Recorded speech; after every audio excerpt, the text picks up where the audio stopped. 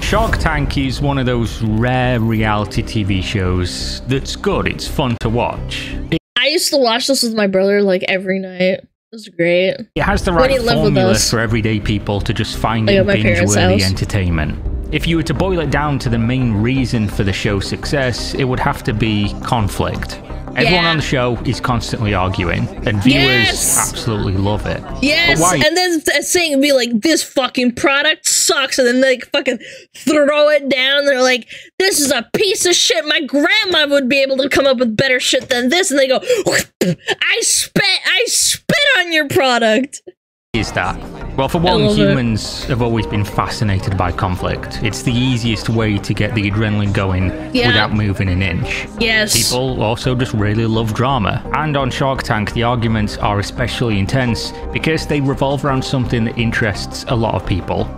If I had $1 million, I would open up my own VTubing thing and have like a HoloLive spinoff, but instead of being all cute, they're all just yelling at each other. Yeah, they're having like debates and they never shut up. Money. The sharks themselves are a huge part of this appeal. It's this bigger-than-life personality. They're supposed to be smart, seasoned investors who pride themselves on their ability to spot a good deal and avoid scams, which was somewhat true until they met this guy. $500,000 from Mark Cuban for 15%. And $500,000. Oh, he's smiling. He knows he's about to make thousands of dollars. From the rest of the sharks, we're going to split it. Right. For a total of 30% for $1 million. And the power of Shark Tank. What are you going to do? Breathometer? I've never seen this before. Breathometer. Except this is Charles Yim, the notorious inventor of the first smartphone breathalyzer, which he of course called the breathometer. With a name like that, you know. Okay, I'm listening. How couldn't this be a smash hit? Breathometer is a prime example of how a great pitch can fool even the shrewdest of minds. Breathometer, the world's first smartphone breathalyzer. But the real question is, how did he do it?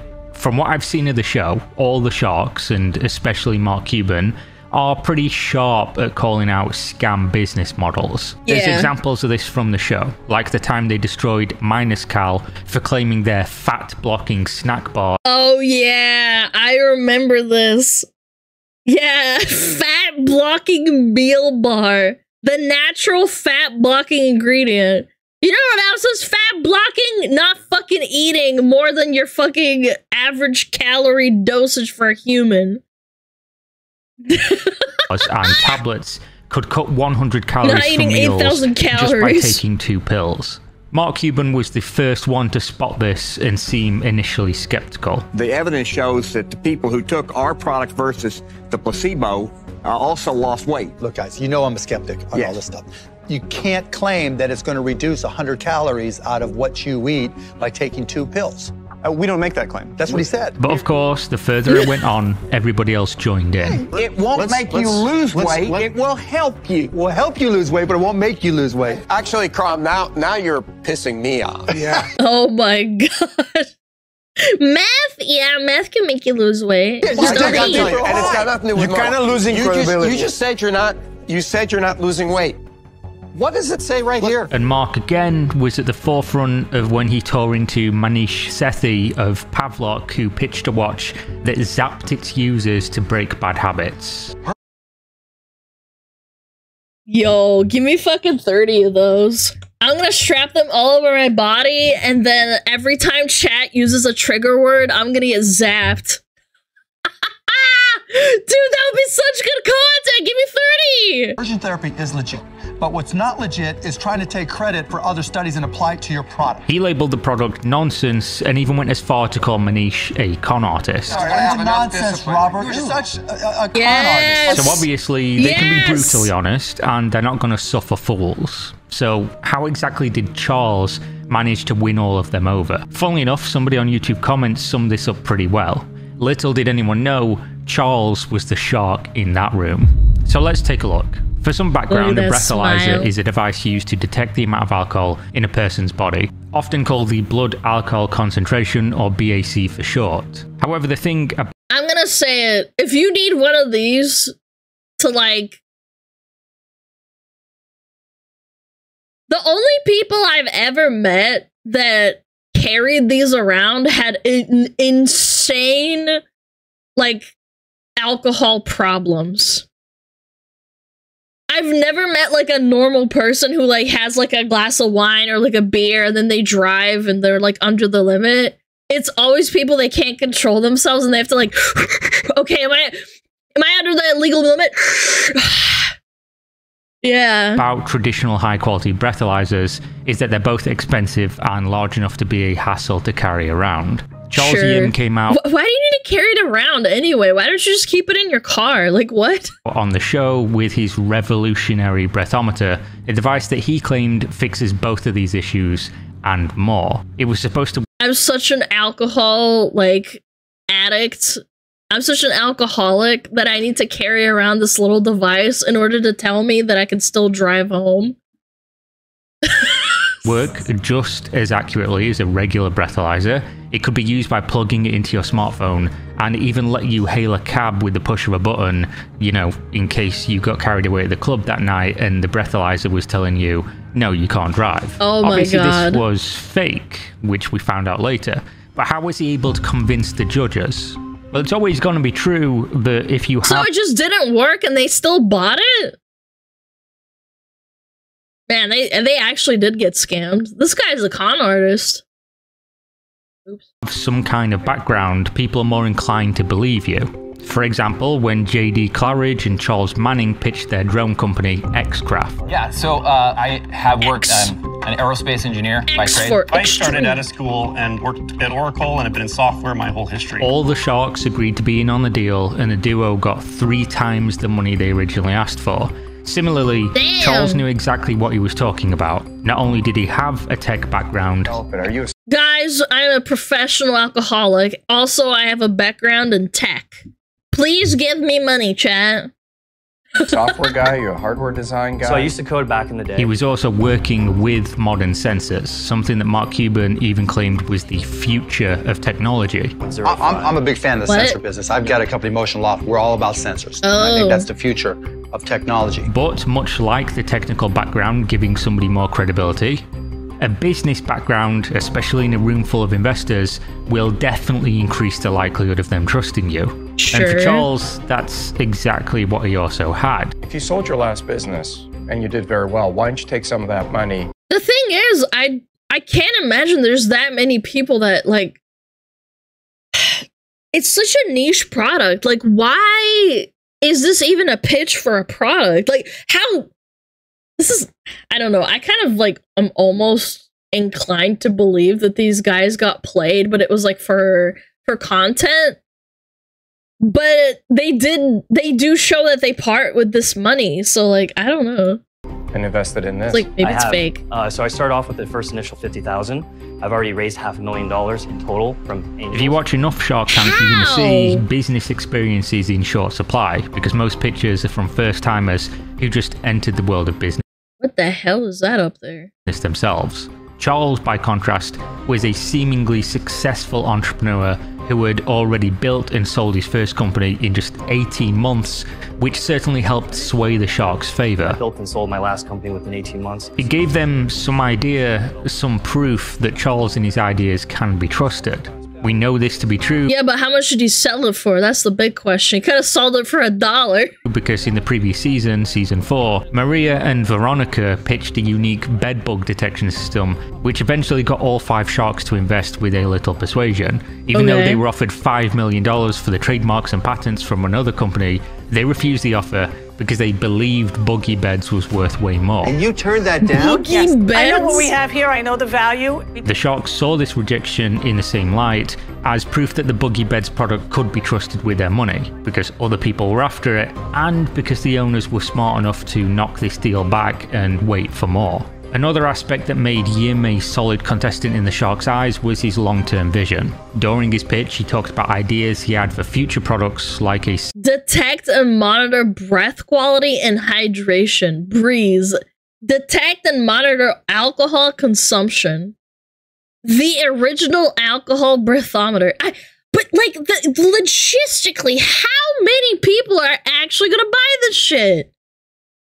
Similar sensor-based device for detecting diabetes, and another product that he did launch years later with Philips. Okay, the diabetes thing is actually useful because there's a lot of like patent monopolies that the medical industry has, but I'm pretty sure even then I don't think that's gonna be easy to like, what is it called? Produce.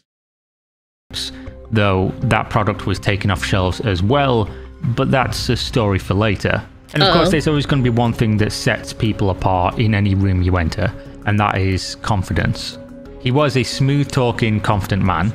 Chat, remember what they talked about in that incel video? How you don't have to be attractive to land a woman as long as you're confident? It's the exact same thing with, like, conning. If you believe in your product, even if it doesn't work, it works, man. Yeah. You know where they should have doubt on this breathalyzer that cops uses? They have 50% accuracy. If the breathalyzer take a blood instead, it would be a lot more accurate. Is it actually? I did not know that. I thought breathalyzers from police officers were more accurate. Or, like, a little bit more accurate, I guess. Not only was his pitch perfect, he also tackled difficult questions from Mr. Wonderful without any hesitation. First and foremost, there's no replacement for good judgment, and so the breathometer device basically promotes making smarter and safer decisions. We provide the instruction manual, we clearly label disclaimers throughout the app. Though, as you can see by now, his pitch... Yeah, but nobody reads that shit. ...was nearly perfect. I mean, even I would have invested in this if the product came to me. I wouldn't. Well, maybe if I had $500,000 just lying around, of course. But even if you take away all the things that the pitch had, that Charles had, the biggest thing is that the product, the breathometer, had the legs to stand on its own as it solved a massive problem. To give you an idea of just how massive, drunk driving crashes claim nearly 37 lives per day in America. But you're telling me that those people that drunk drive would care enough to buy that shit? They're already at the point of drunk driving. I'm sorry, the psychology link is not there. It's just not. Those people are too far gone. If you drink and drive and you kill someone, you buying this thing and going like inhaling that and then going, ah, shit, I'm like 5%. Oh, fuck. I better walk home. No, they don't give a fuck. They just go and drive. Like, I'm just being realistic. If you drink and drive, you're a piece of shit. You are. I'm sorry. I'm not saying, like, it's just basic human psychology. They're not gonna buy this shit and, like, test themselves. Even if they get this thing and then they test themselves, they don't care. In 2022 alone, nearly 14,000 Americans met their deaths through an accident that could easily have been prevented. But perhaps the biggest reason Mark invested in the breathometer went beyond market value and potential profits. Maybe the reason was a lot more personal for him. In an interview with... Most alcoholics don't want to ruin their lives or kill anyone.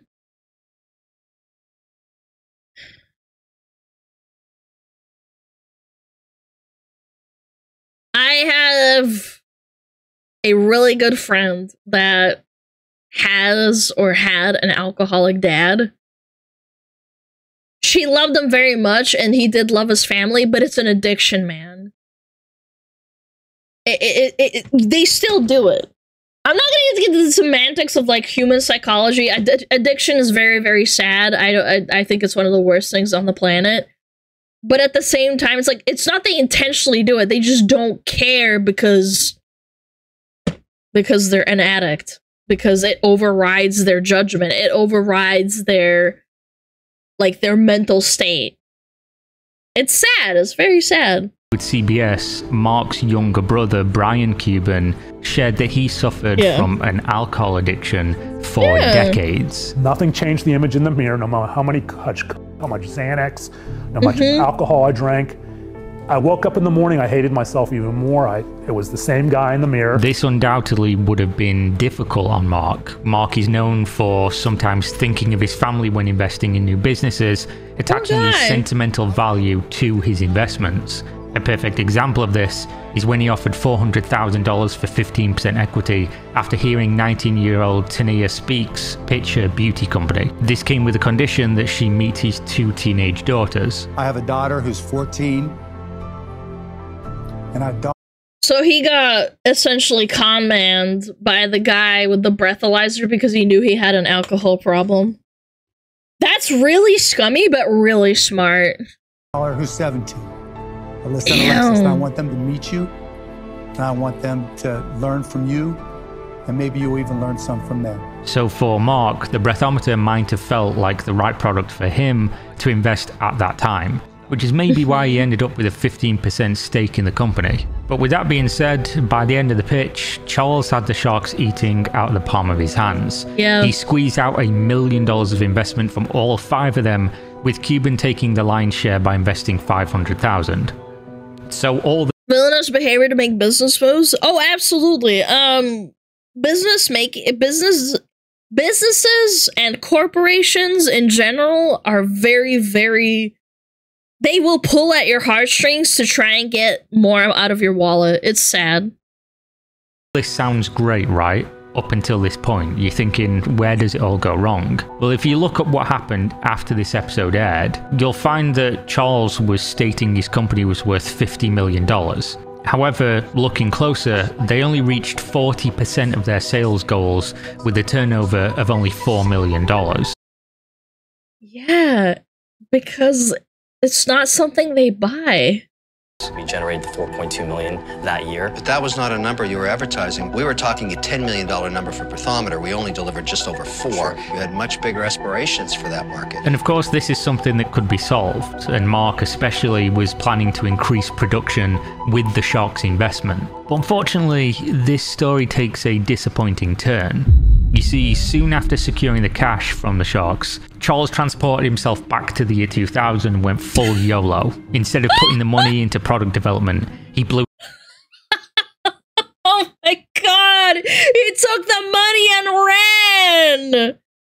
I'm telling you, man, he's a shrewd con man.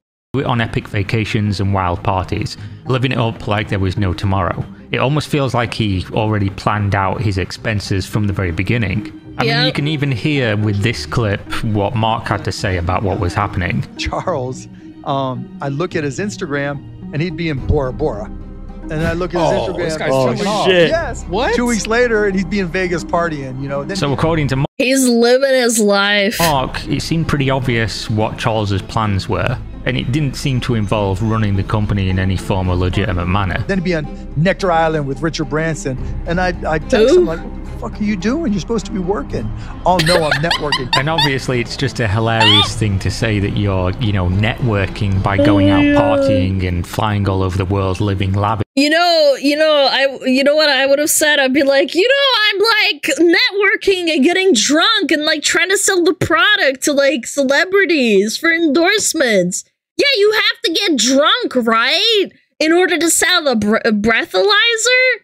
Yeah, that's what I'm doing. I'm getting partying and I'm getting drunk.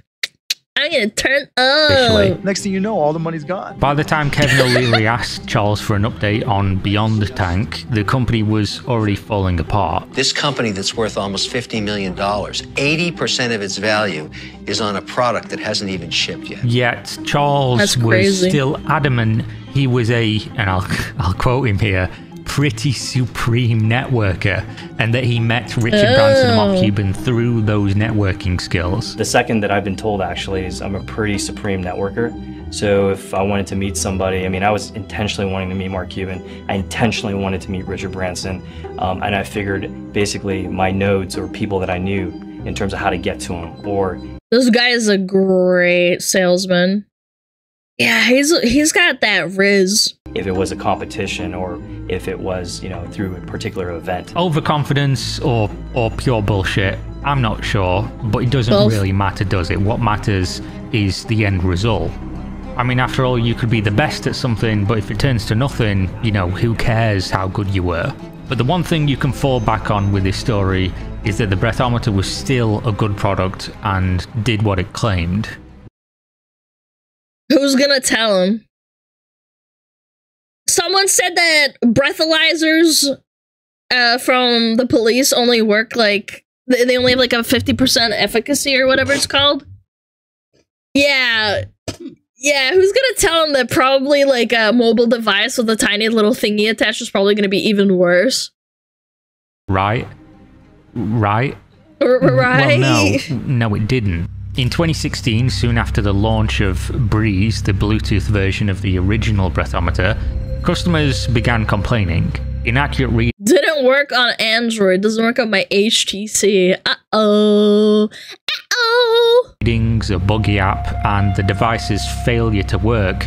These complaints were all over these scathing customer reviews. As one user on Best Buy put it, tried setting up the item once I came home, but the required iOS app never worked. The device could not be set up. Another said the device simply didn't Wait, it doesn't even straight up work, period. Yeah. Work at all. It just doesn't Could not work. get it to work. Brought it back to get a second one. That worked for about 10 minutes, then stopped. This is unacceptable.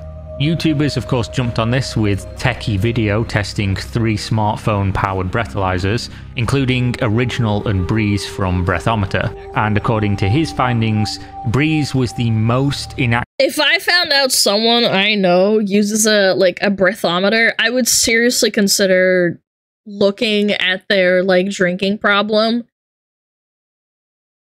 and maybe having an intervention.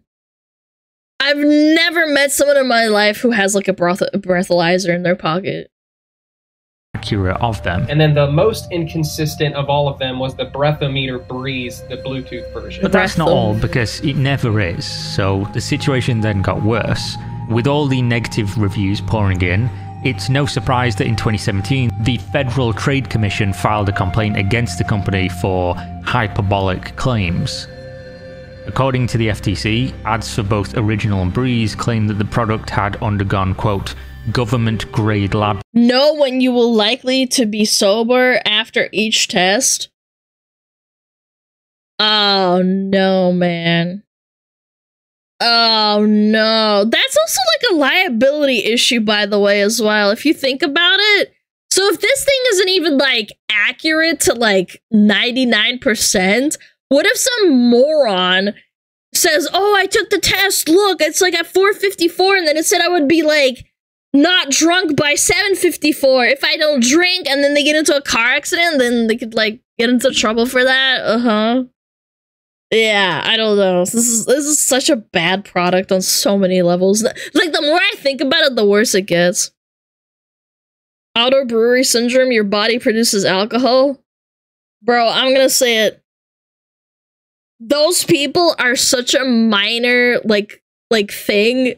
I don't think people like that would even buy this kind of shit. They would just avoid the food so that they don't get drunk because it's such an inconvenience. You don't need this shit. Testing and were, quote, FDA registered, which was far from the truth. Buzzword. The company even doubled down on this claim in the FAQ section of the website. Now, of course, you're going to say company lying about what it does. Wow, that's a huge surprise, right? But of course, in the totality, this just gets worse and worse. And a more concerning fact was that both devices understated users' BAC levels, which is misleading at best and disastrously dangerous at worst. Wasn't there some colorblind glasses that help you see colors if you're colorblind? Also, FDA registered and FDA approved, and then it turns out it wasn't, and they just used it as a label? That's crazy. It's almost like it doesn't mean anything, huh? According to the FTC, who of course investigated this, the company claimed their device can measure BAC levels from 0.02% to 0.25%. Yet, they never actually tested for them going beyond 0.02%. Now imagine if somebody had downed a bottle and their breathometer suggested they could drive. Well, that's... Yeah, that's what I'm saying. Like, you get into so many liability issues. Like, oh, officer, my app on my phone.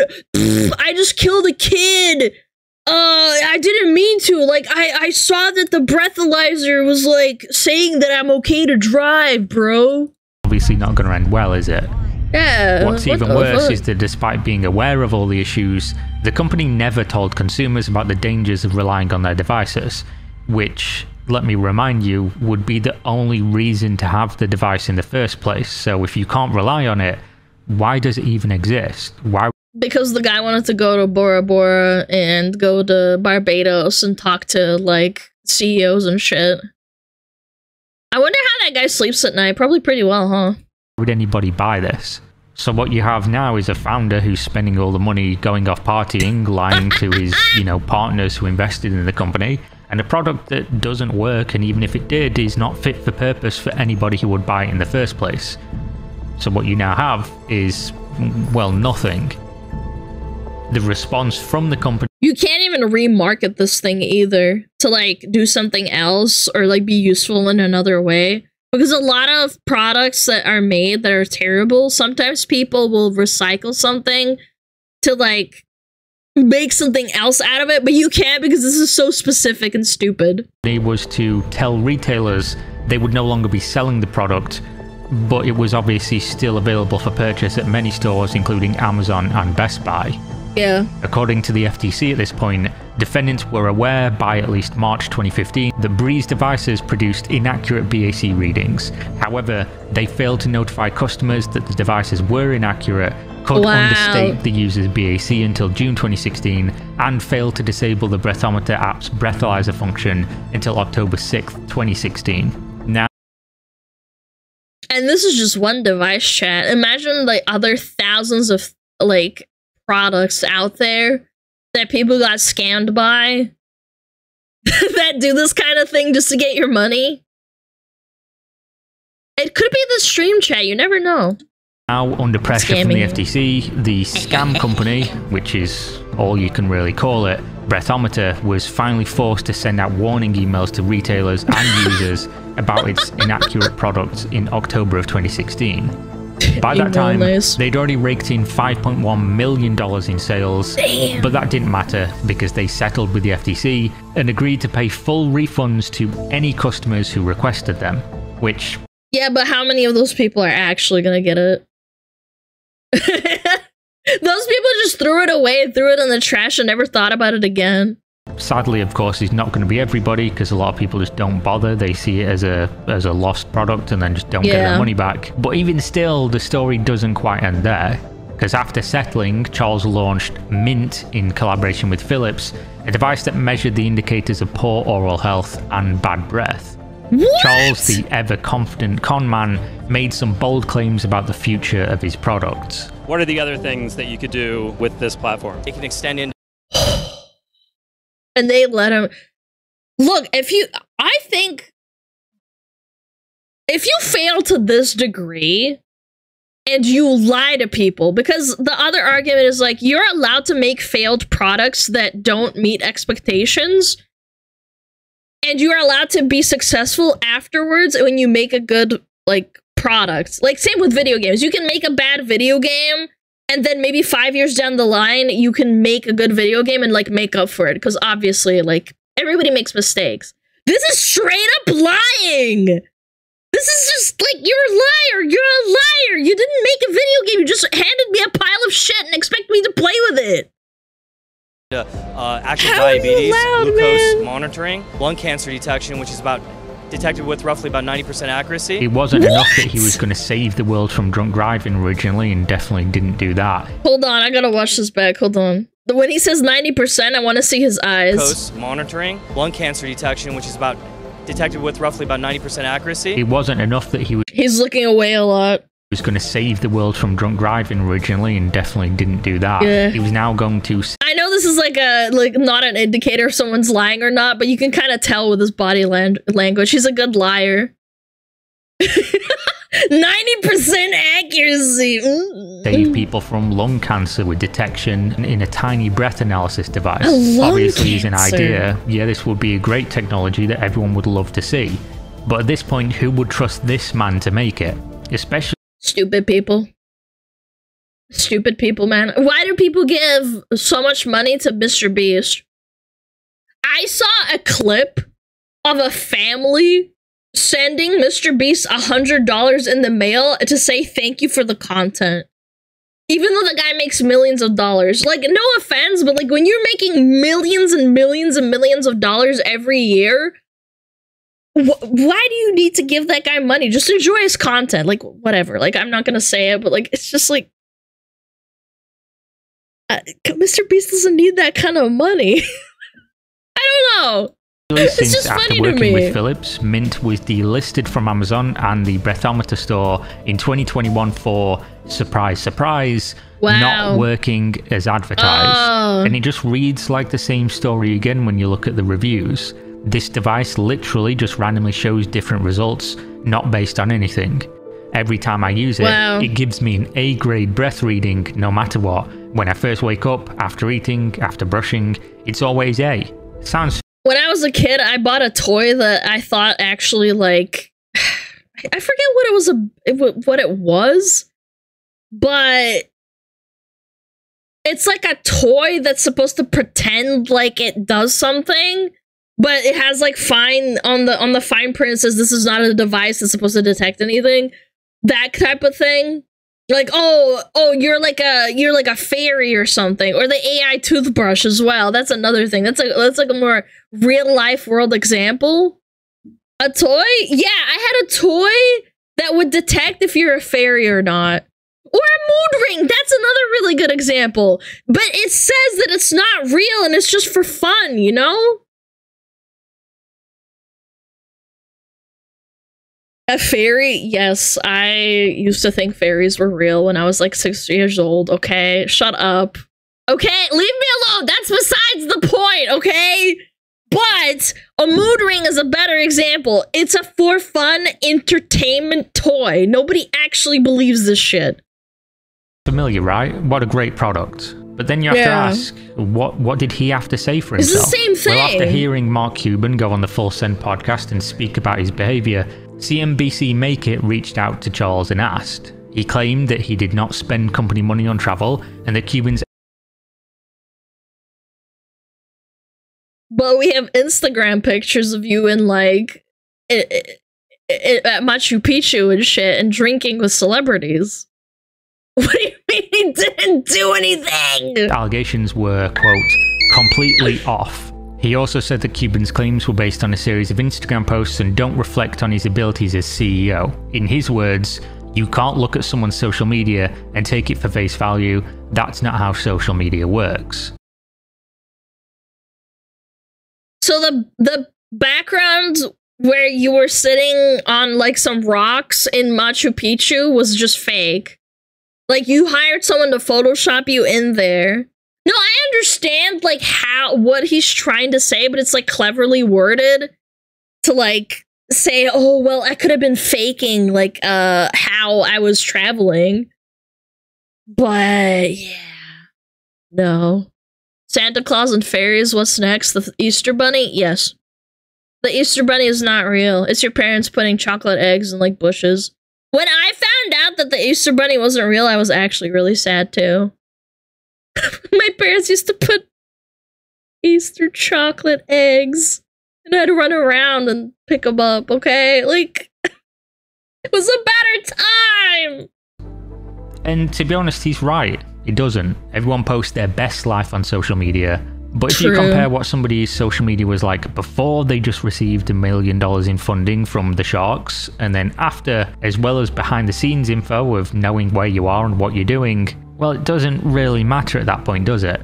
To add on top of this, Charles also claimed that the breathometer recently agreed to be acquired, but didn't provide any details to go along with this claim. His LinkedIn simply mentions acquired by a family office. So of course this was years ago, so you ask, where's Charles now? After all things are said and done, where is the genius inventor? Since the news about breathometer blew up, Charles has He's sitting in a bunker somewhere laughing at all the people giving him money. Become more and more elusive. His Instagram is private, and the only way I could learn something about the guy was looking him up on LinkedIn, which makes it seem like he's tired of being a companies ZI, SpaceX, Neuralink, Anthropic, Tiny Health, Samurai Saga. Is this a mobile game?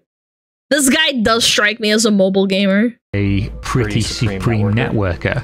According to the LinkedIn, he's now the founder and executive chairman of VitaBowl, which was founded in 2019, and Skeleton Labs, which was founded in 2020. He also built and sold another company in 2018. Wait. Go back. What does it say? Skeleton Labs, which was founded 3D pose recognition plus AI, next generation of apps? Damn, what? Founded in 2020. He also built and sold another company in 2018, Cointopia, which was acquired by Cointopia. He's a crypto bro! Labs Inc. In his free time, Charles even mentors some of Stanford University's top entrepreneurs through StartX, a non-profit organization that nurtures budding entrepreneurs through community. It nurtures other con men by teaching them the con man ways, and education. You know, who wouldn't want to be mentored by a guy who had repeatedly made failed products and sold them for money they wasn't worth and then had to pull them from stores because they didn't work? Yeah, but he made millions of dollars and probably made a massive profit, and he got to go to Bora Bora. Then again, he made a bunch of money, so for people who call themselves entrepreneurs, typically on the internet, he probably is someone you'd want to learn from. But wait till you see this. Yeah. So apparently Charles Yim not only took the money from the investors, you know, failed repeatedly, spent the money, allegedly, going out partying and things like that, failed multiple more products into the future, and got away with it all, but now he's the founding partner of a $50 million investment fund. What an absolute legend. I mean, who can say failing upwards isn't a thing? Now, obviously, some people might look at this and see the full story and say, oh, it's pretty difficult to call Charles Yim a scammer. They might get drawn in by his charisma, by the fact that people keep working with him and giving him money, building up a rich resume. But this isn't new. This isn't something that's exclusive only to Charles Yim. In business, this is incredibly common. And just to address the elephant, the fact that Breathometer eventually devolved into a shitty one-star product doesn't take away from the fact that it's still probably a pretty decent idea if it was ever executed properly. I disagree. You'd have to invest so much money into it. It would probably be more like a, I don't even know, medical device, I guess, but like, even then it wouldn't really be profitable anyway. Back through the reviews on Best Buy, you can see people appreciated the idea of a sleek pocket breathalyzer, and they were just expressing disappointment in its poor execution. One user wrote, "I love the idea of this product, but it's just not good quality." Even Mark Cuban, who said it was the worst investment he had ever made, couldn't help but acknowledge it was a great product that sadly didn't reach its full potential. But you would blow into it and it did alcohol detection. And it was a great idea. And actually a decent product. And of course, other companies have gone on in the future to do something very similar but better, such as Backtrack, who make police-grade breathalyzers and are actually approved by the FDA. Like the Breathometer, they also but they're still not 100% accurate. launched with a smartphone breathalyzer and are well known for their keychain breathalyzers. The only difference between these two companies is that one works and one never did. So there we go. I'll leave it up to you, the audience. Was this guy actually a scammer? It seems pretty clear-cut to me what he did, especially with what he was doing right after and where the money allegedly went, as well as Damn, I just... Stupid people are easy to part with their money, man. It's kind of sad, but like... It's kind of like... It reminds me of like an ecosystem. There's not a lot of predators, and I don't mean like the child kind. I mean like predators that are out to get your money or like lie to you to get something of value. There's a lot of like smaller fish in the sea than like sharks. I'm not that stupid. You're not stupid, chat. You're here. The repeat history of releasing products that just outright don't work. And it just goes to show for Shark Tank, no one's ever too experienced to be taken for a ride. If you think you are, that's probably when it's going to happen to you. But there we go. Thanks for watching. See you next time. Wow! That was a good video! Wow!